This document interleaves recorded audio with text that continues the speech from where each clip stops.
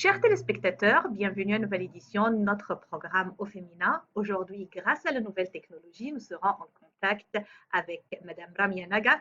Nous sommes au Caire et elle se trouve actuellement à Aswan et Oui, à Boussimbel. à Boussimbel. Et à travers cette nouvelle technologie, nous serons en contact avec elle et nous allons passer en revue ensemble les points marquants de sa vie, les souvenirs de l'enfance, les aspirations pour l'avenir et le plus intéressant, deux volets de sa vie qui sont le travail comme guide touristique et également la passion pour l'art plastique. Madame Ramia Naga, Ramia, on va parler également de son prénom. Madame Ramia Naga, bienvenue dans notre programme. Ravie d'être avec vous. Merci, bonjour. On commence toujours notre interview avec les souvenirs de l'enfance, puisque cette période de la vie de l'être humain marque sa vie pour toujours. Qu'est-ce que vous retenez en tête de cette phase de votre vie? Bon, là, je ne vous entends pas très bien, mais bon, souvenir d'enfance, c'est certainement. Je suis d'origine d'Alexandrie et d'une maman qui est d'origine de Luxor. Et mon père, il est d'origine du nord de l'Égypte, Alexandrie. Alors, donc, disons que cette passion pour les monuments et pour les temples, je l'ai eue à travers ma mère.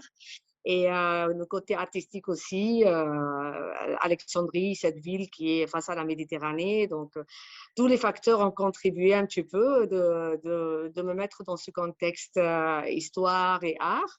Oui, Et d'ici à l'heure, et le côté art aussi, art et histoire. Donc, c'était toujours ma passion. Donc, déjà, j'ai fait mes études à l'école privée, l'école des sœurs. Et vraiment, ça m'a donné aussi la capacité de pouvoir parler plusieurs langues et tout, et surtout le français. Et puis là, donc, j'ai continué mes études après le bac à l'université d'Alexandrie. Certainement, dans mon enfance, mes parents, dans les vacances de mi-année, les vacances scolaires, donc c'était notre but toujours d'aller à Luxor, à Souan, voir ces temples, cette histoire-là qui est magnifique. Et c'est d'ici alors que c'est parti ma passion. Je savais qu'est-ce que je voulais faire après mes études. Je voulais faire guide égyptologue. Et le choix était très difficile parce que j'étais aussi pour l'art. Donc, je me suis dit, bon, entre les beaux-arts et l'égyptologie, je me suis décidée pour l'égyptologie et je me suis dit que de toute façon, pour la peinture, comme je dessine déjà, donc je veux me libérer de toutes les lois. Je vais dessiner comme ça, oui, comme je dessine. Et puis, il y aura une période dans la vie dans laquelle je vais me concentrer beaucoup plus sur mes peintures. très Et c'est bien. ça ce qui arrive maintenant.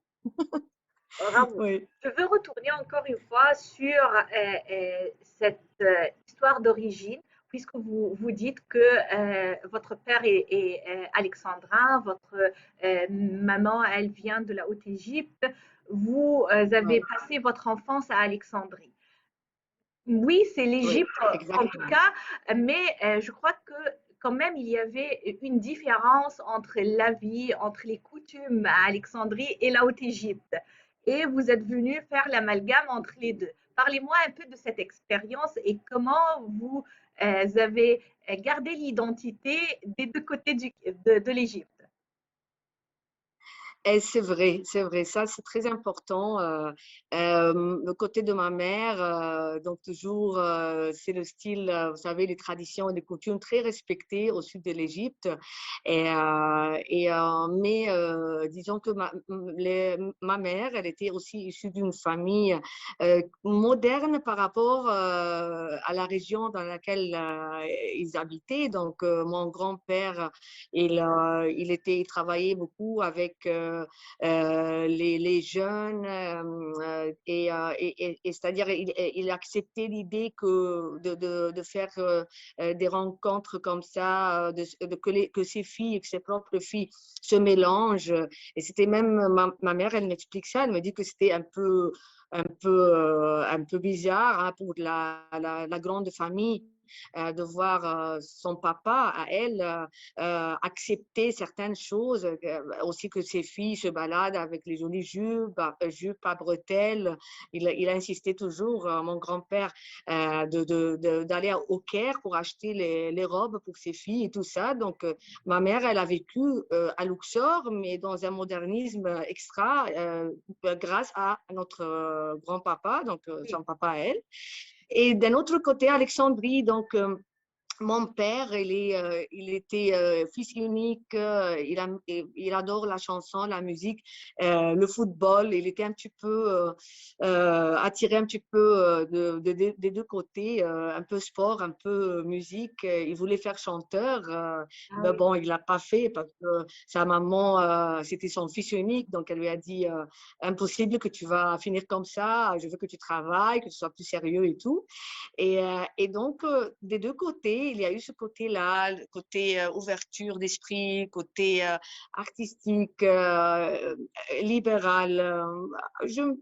Franchement, j'ai de la chance d'avoir des deux côtés. Et à la fin, il y a eu ce mélange-là qui est très, très unique et que même mes sœurs et moi, on est très liés, très attachés à tout ce qui est musique, art. Nature. Donc voilà. Donc on a de la chance d'avoir eu ce mélange-là.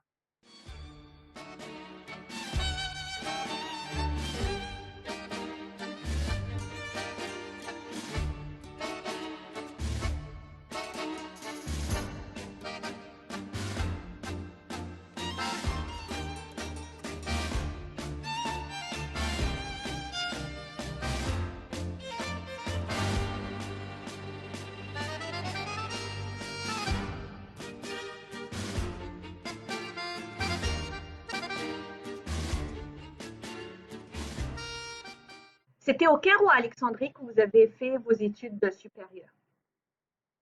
C'était non, non, toujours à Alexandrie. J'étais à l'école Saint-Jean-Antide. C'est une école gérée par les sœurs catholiques. Et j'ai fait, c'est là où j'ai commencé depuis jardin d'enfants jusqu'au bac. Et après ça, l'université d'Alexandrie. Mhm. Et quand vous avez entamé vos premiers pas comme guide touristique, euh, je peux deviner que la Oui. famille a accepté, puisque vous êtes issu d'une famille moderne, contemporaine, Oui. qui aime la culture et tout, mais quand même, pour travailler dans ce domaine, il fallait déménager au Caire ou comment ça s'est passé? C'est vrai, c'était pas facile. Donc, j'ai commencé un petit peu à travailler à travers des petits bureaux qui se trouvent à Alexandrie.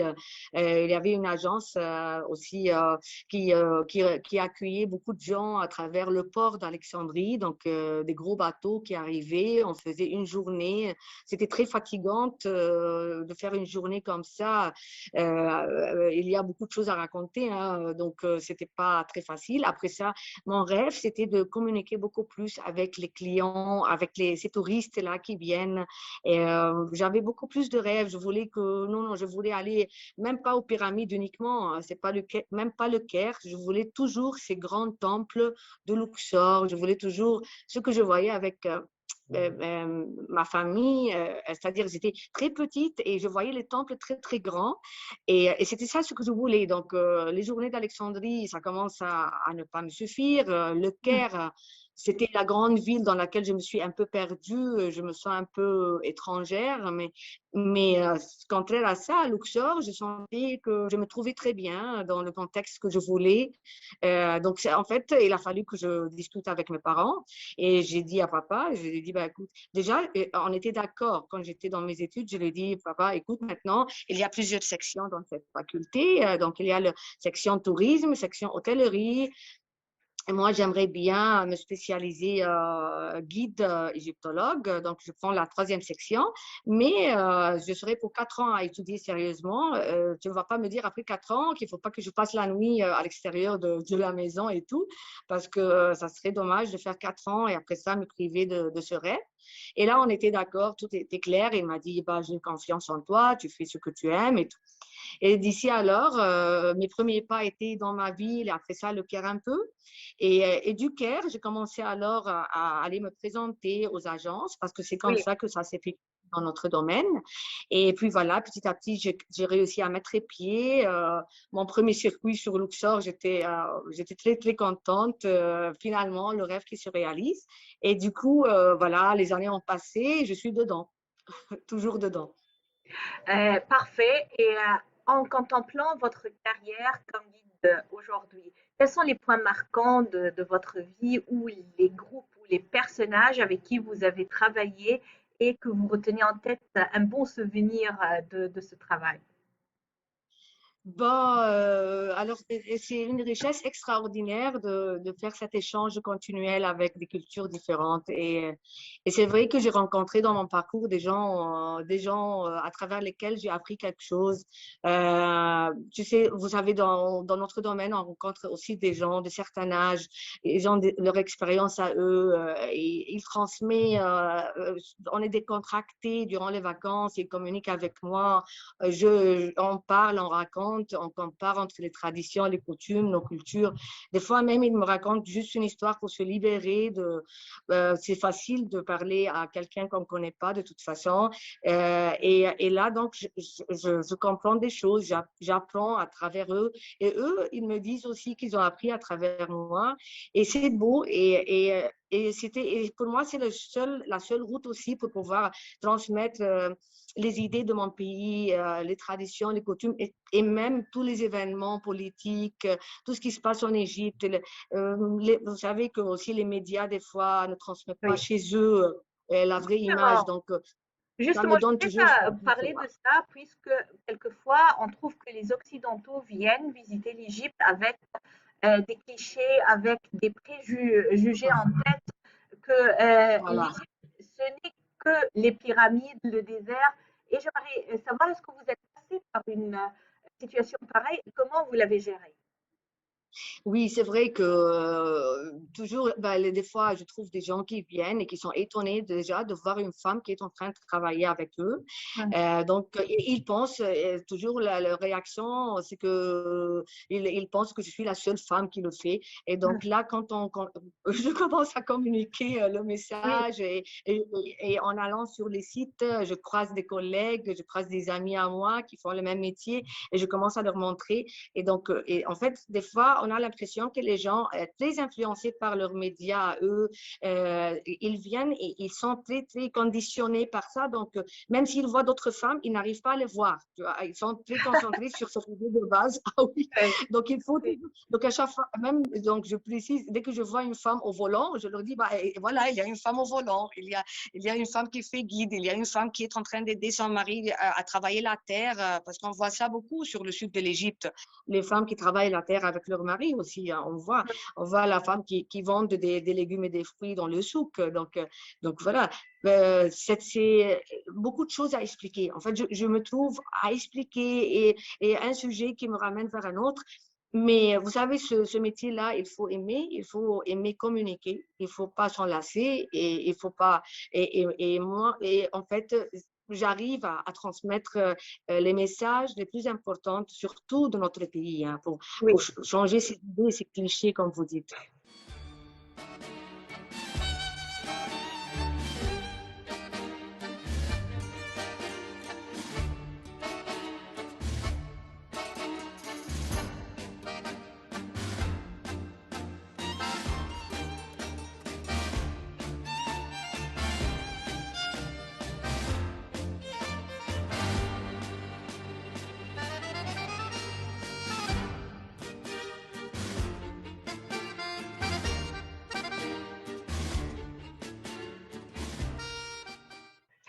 Je voudrais maintenant parler d'une autre facette de votre vie, c'est l'art. Vous pratiquez la peinture et j'aimerais parler de ça. Mais avant de passer à ce segment, je voudrais également parler de votre prénom parce que c'est un prénom très attirant et unique en arabe ou en le traduisant. Alors, parlez-moi un peu de ce prénom. C'était le choix de qui et quelle est vraiment l'idée d'avoir un prénom si unique? C'est vrai, ben, l'idée, c'est ma mère, et ma mère, elle voulait que ses filles aient un prénom qui commence avec l'alphabet R, donc, et que ça soit original. Bon, donc, elle a commencé par ma sœur aînée, donc c'était Riham, et dans cette période-là, Riham n'était pas très propagé comme prénom. Aujourd'hui, il y a beaucoup de Riham en Égypte.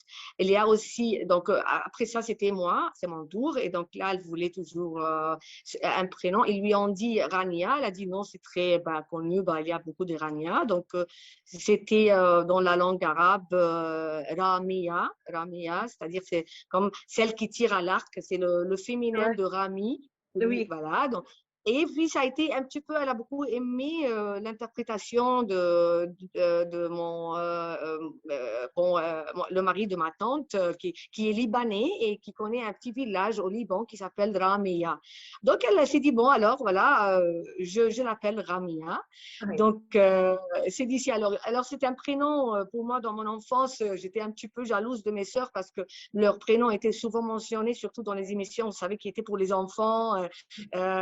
Donc, donc, ils entendent leur prénom tout le temps dans ces programmes qui étaient pour les enfants, le programme matinal du vendredi. Et moi, j'étais comme ça, je Non, c'est un n'entends pas prénom mon prénom. unique et original, c'est vrai.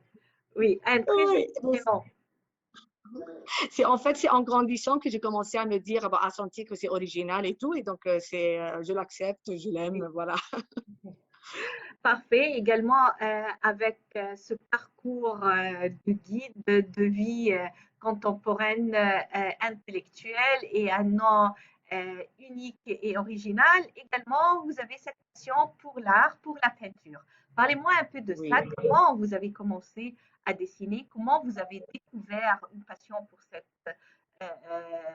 genre d'art, la peinture, et comment vous l'avez développée? Je reviens toujours à notre maison, à ma famille. Ma mère, elle aime dessiner et j'étais toujours encouragée par maman. Et à l'école, j'étais très chanceuse d'avoir eu une professeure qui est la prof de dessin et qui s'appelle Madame Ouessama. C'est-à-dire, je lui rends hommage toujours. Elle est une femme géniale parce qu'elle s'est rendue compte de ma passion et elle était toujours avec moi et j'avais de la chance que je l'ai eue dans toutes les étapes de mon éducation scolaire, c'est-à-dire depuis jardin d'enfants jusqu'au bac, elle était toujours là et toujours je l'accompagnais quand il y avait par exemple des expos qu'on fait à l'école ou bien s'il s'agit d'une soirée ou à organiser un événement scolaire, donc toujours c'était un instant pour moi magique quand elle rentre dans notre classe et elle s'excuse auprès du prof. Elle lui dit, j'aimerais bien avoir Amia avec moi. Donc là, je me sentais très fière et je participais avec elle à préparer les grands tableaux qui devaient et le fond écran de la mise en scène pour les pièces de théâtre et tout. Et elle m'avait toujours encouragée. Et d'ici alors, donc mes yeux tombent sur beaucoup de choses et sur les reliefs, les gravures qui sont dans les temples. Et ça, c'est super. Et je pense que j'ai réussi à emmagasiner plein de choses. Et dans une étape, j'étais tellement prise par mon métier, mais il y avait toujours la peinture. Bon, voilà, donc je dessinais un peu, mais ce n'était pas régulièrement. Et à partir de 2011, quand il y a eu une chute qui a été très longue pour nous, surtout ceux qui travaillent dans le domaine du tourisme, donc c'est là où, pour éviter de déprimer, parce que ça me manquait le travail, et ça me manquait mon domaine, donc de nouveau, ma mère, elle me dit, bon, écoute, c'est le temps de commencer à reprendre à dessiner ta passion. Tu n'avais toujours pas eu le temps de te mettre vraiment sérieusement avec ça.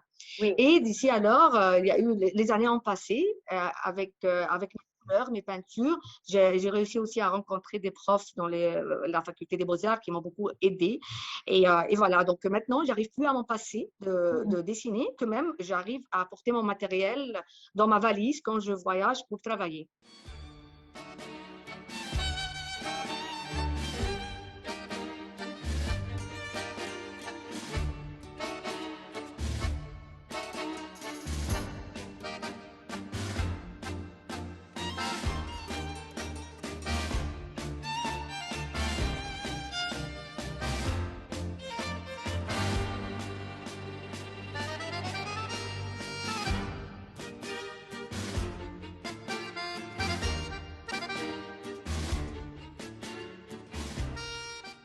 Et qu'est-ce que vous aimez C'est dessiner? l'école réaliste, tout ce qui est mouvement. Ouais, les portraits, les mouvements des gens, c'est ça, je suis très curieuse à l'observation des expressions des visages, le corps, les mouvements du corps et tout ça. Donc, je suis beaucoup plus sur ces mouvements, le portrait, que la nature morte. Mhm. Est-ce que vous pouvez dessiner un portrait de votre tête ou vous devez avoir un modèle devant vous, une photo? Oui, un portrait, je préfère un modèle devant moi. Mhm. Mais sinon, il y a d'autres tableaux que je peux inventer moi-même, tous les éléments et tout, mais ça ne sera pas un portrait de quelqu'un. Peut-être je vais m'inspirer de ce quelqu'un pour l'intégrer dans un tableau qui raconte une histoire, voilà. Et j'essaye d'éviter les photos. J'aime pas copier d'une photo parce que ça me limite et je ne trouve pas vraiment la vraie âme de la personne. Donc, j'évite au maximum ça, hein, j'essaye. Et vous êtes inspiré par quel courant, pas courant, par quel artiste vous aimez, par exemple, la plume de qui? Vous aimez les tableaux de qui? Il y a le grand peintre Sabri Raghib, j'adore ses portraits. Et il y a aussi Ahmad Sabri.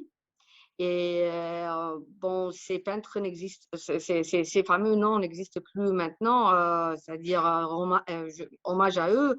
Mais il y a aussi ceux qui sont autour de moi. Je connais des noms comme, par exemple, Farhad Zaki, un grand artiste aussi, surtout avec le pastel, je l'admire. Il y a aussi Khaled Samahi. Ses portraits, c'est extra aussi, et sa façon de dessiner. Et franchement, il y a beaucoup autour de moi. Voilà, donc j'ai la chance de les avoir rencontrés même et que j'arrive à les voir et les rencontrer quand j'ai le temps entre un circuit et un autre. Vous avez déjà participé à des expositions? Oui, j'ai participé au centre-ville, donc ça fait quelques années, j'ai fait 2 fois avec eux, j'ai participé avec eux, et j'ai fait un expo pour moi, c'est-à-dire personnellement, je l'ai fait au centre culturel russe El Doi, et là, je me prépare pour faire un prochain qui sera le mien aussi. Je suis en train de me préparer, je pense, de faire dans ma ville native qui est Alexandrie. Très bien. Inch'Allah. Et je vous souhaite bien sûr un très bon succès. Et je voudrais parler d'une idée assez philosophique, c'est que l'artiste, il est attaché à ses tableaux. Il aime bien faire des expositions, peut-être vendre ses tableaux, mais quand même, il est lié, attaché à ses tableaux comme ses enfants. Alors, parlez-moi un peu de cette idée et comment vous êtes entre les deux concepts, d'être payé, d'être vendu si vous voulez, et C'est vrai, également c'est vrai. de garder vos bébés. Tout à fait, vous avez tout à fait raison. Ça devient des liens extra. Je l'ai pas, c'est-à-dire, je me suis pas rendu compte de ça que quand j'ai commencé à vendre des tableaux. Et il y a au début, on était enthousiasmés, mais dans un moment, à chaque fois, en plus que je m'améliore, que je sens que je deviens un petit peu dans un niveau plus avancé, je m'attache beaucoup plus. Et ça m'est arrivé récemment. Je l'ai senti vraiment fort là parce que c'était un tableau dans lequel je me suis donnée carrément, et c'était un coin comme ça où il y avait un piano et un fauteuil. C'était chez les voisins que j'ai dessiné ça, et j'ai mis beaucoup de temps à le faire et avec beaucoup de détails, et plus qu'on rentre dans les détails, plus que tu t'attaches plus. Donc je me suis très attachée à ce tableau qui a très réussi, et il y a eu le fils de ma voisine qui était déjà à Londres. Il vit à Londres. Quand il est venu visiter sa maman, il a vu le tableau et il a insisté qu'il me l'achète et qu'il le prend avec lui à Londres. Donc déjà, voir le tableau partir, et tu fais l'emballage et tu lui Oui, donnes ça, c'était pas facile. C'était oui. pas facile. Mais voilà, donc au moins, il m'a envoyé une photo, et voilà, maintenant, je suis tranquille, j'ai vu le tableau bien arriver à Londres. C'est ça. Ramia Naga, je vous remercie infiniment de nous avoir accordé cette interview. Je vous en prie, merci à vous. Je suis vraiment enchantée et je vous souhaite à vous et à tout le monde une très belle journée et voilà, et aussi une belle aventure dans la vie et chapeau aussi pour vous, que vous êtes une femme égyptienne et qui fait très très bien son travail. Mille merci et chers téléspectateurs, c'était grâce à cette nouvelle technologie qu'on a pu être en contact avec Ramia Naga qui se trouve actuellement en Haute-Égypte avec une croisière et un groupe de touristes qui vient visiter l'Égypte. C'est un modèle de la réussite au féminin. Je tiens à remercier notre invité et je vous remercie également, chers téléspectateurs, à la prochaine édition et une nouvelle réussite au féminin.